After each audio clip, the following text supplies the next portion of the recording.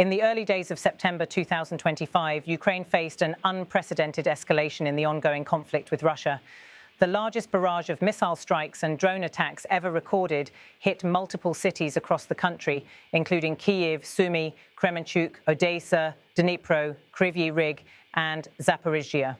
This coordinated offensive, designed to overwhelm defences and inflict maximum damage, marks a turning point in the conflict that has gripped the region for years. At the heart of the response to this new wave of aggression is Ukrainian President Volodymyr Zelensky. Since the war began, Zelensky has been a symbol of resilience and defiance, rallying both his people and the international community to stand firm against the onslaught.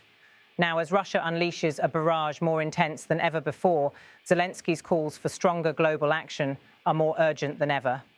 The scale of the assault is staggering. Over 800 drones and missiles were launched in a single night, with more than 400 being the so-called Shahed drones, cheap, expendable, and specifically deployed to overwhelm Ukraine's air defense systems. These drones are a new weapon in Russia's arsenal used to saturate radar and missile interceptors, making it nearly impossible to neutralize every threat.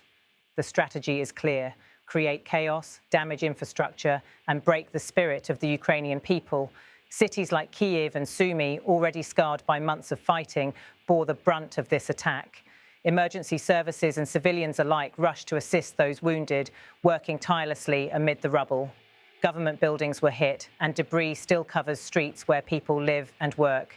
Casualties continue to rise, with dozens confirmed dead and many more injured. But beyond the immediate physical toll, there is a broader geopolitical battle underway.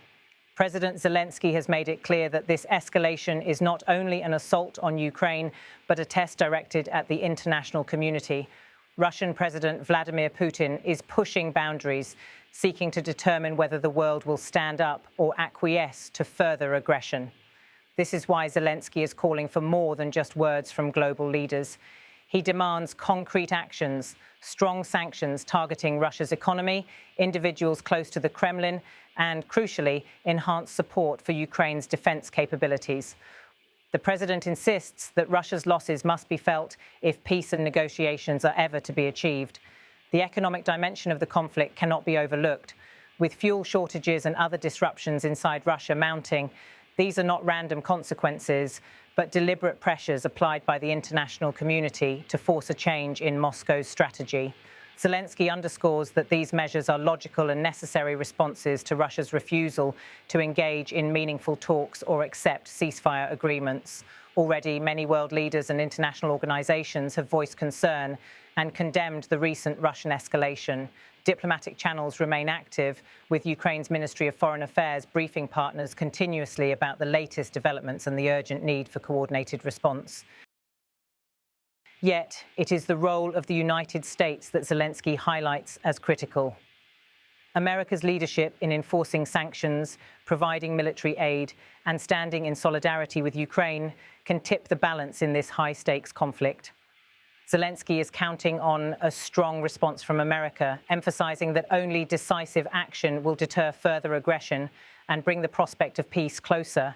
For millions of Ukrainians, the coming days and weeks will be a test of endurance, courage, and unity. The attacks are not merely military strikes, they are attempts to shake the nation's resolve and fracture its spirit.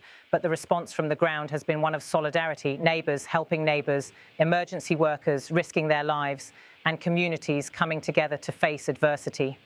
As this crisis unfolds, it reminds the world of the stakes involved, the sovereignty of a nation, the principles of international law, and the security of an entire region. The eyes of the global community are fixed on Ukraine, awaiting how leaders will respond, not just with words, but with the concrete support necessary to resist aggression and build a lasting peace. This is a moment for the world to decide: will it stand with Ukraine in defense of freedom and democracy, or will it turn a blind eye to the cost of silence? President Zelensky's voice is clear. He is calling on the international community, especially the United States, to step up with a strong, resolute response. The coming hours and days will reveal the true measure of global solidarity. For now, Ukraine remains steadfast, its people determined to defend their homeland against overwhelming odds. The battle is far from over, but the spirit of resistance burns bright. Stay with us as we continue to bring you updates and insights on this evolving story. providing a window into the realities faced by those on the front lines and the diplomatic efforts striving to end this conflict. Right now, in our cities, in Kyiv, Sumy, and other cities and communities, people are helping those wounded after the Russian attack. The geography of the attacks over the past 24 hours includes Kyiv, Sumy, Kremenchuk, Odessa, Dnipro, Kryvyi Rih, and Zaporizhzhia. In Kyiv, debris is still being cleared. There may be bodies under the rubble. The Cabinet of Ministers building has been damaged. At this time, more than 4 dozen casualties are known across the country, 20 of them in Kyiv. My condolences to the families and loved ones of those who died. In total, the air raid alert lasted more than 7.5 hours in the capital alone. Kyiv was one of the main targets for Russian drones. Now, air raid alerts are spreading across Ukraine again, and it is because of the Shaheds. Last night, there were more than 400 Shaheds, with a total of 810 drones in that strike. That means almost half of them were drones that the Russians used to complicate the air situation and overload air defense systems.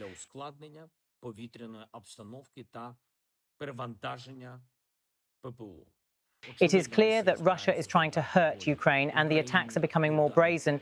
This is a clear sign that Putin is testing the world, whether they will accept this or resign themselves to it. Therefore, it is important that the statements of leaders, states and institutions are followed up with strong actions, sanctions against Russia, against individuals associated with Russia, and strong tariffs and other restrictions on trade with Russia.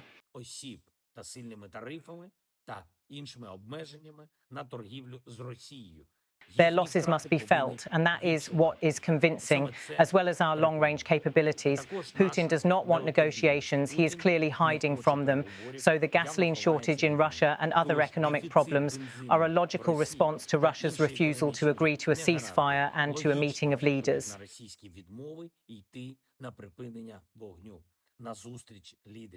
There have already been many reactions from leaders, heads of government and heads of international organizations. Thank you all.